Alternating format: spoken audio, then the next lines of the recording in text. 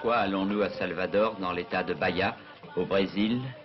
Bien sûr, pour jeter un coup d'œil touristique sur la ville à l'ombre des palmiers, pour découvrir le panorama de la baie de Tous les Saints, ou encore faire connaissance avec les églises du XVIIIe siècle, style rococo, que l'on avait baptisé à l'époque style Jésus.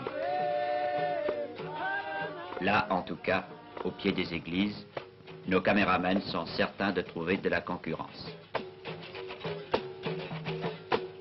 Mais ce n'est pas l'essentiel de notre sujet. Ce sont surtout les coulisses qui nous intéressent. Où les trouver? Sans doute où ne vont pas ces gens qui vont et viennent sans but précis.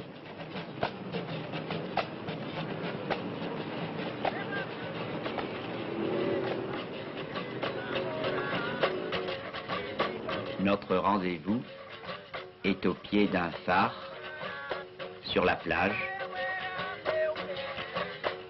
Là-bas, avec un orchestre de berimbau, petite formation musicale dont les maillots proclament fièrement l'appartenance, Academia de Capoeira.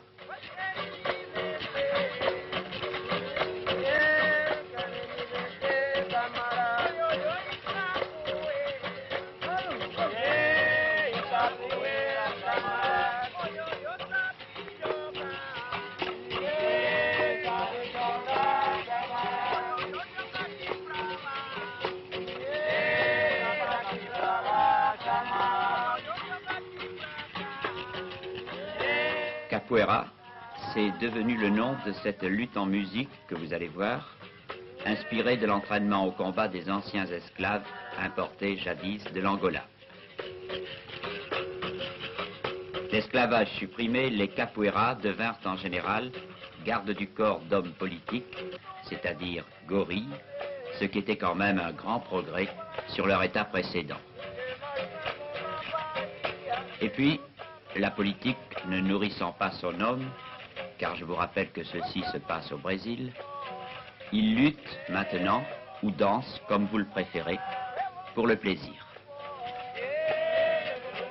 Ils dansent plutôt.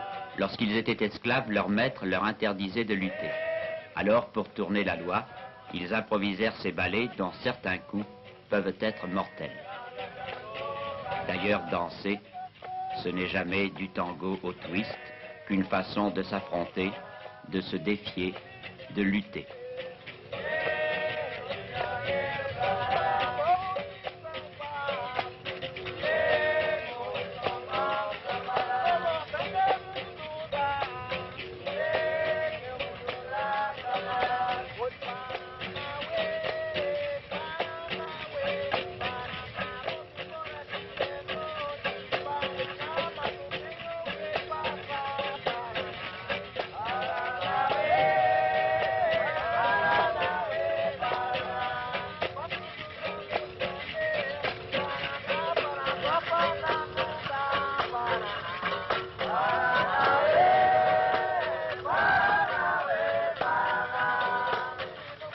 Voici le mouvement le plus important de l'attaque, le rabot de Arajo, sorte de pirouette qui permet de projeter les pieds avec force et précision.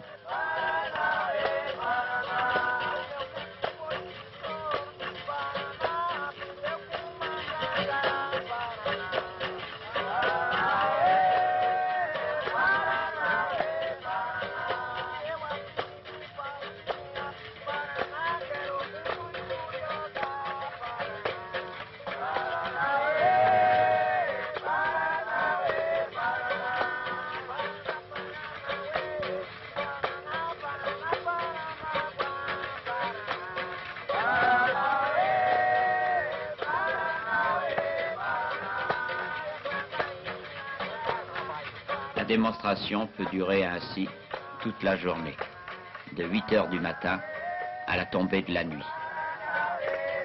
Aussi, dès que vous estimerez que vous en avez assez vu, partirons-nous, avec votre bénédiction, sur la pointe des pieds.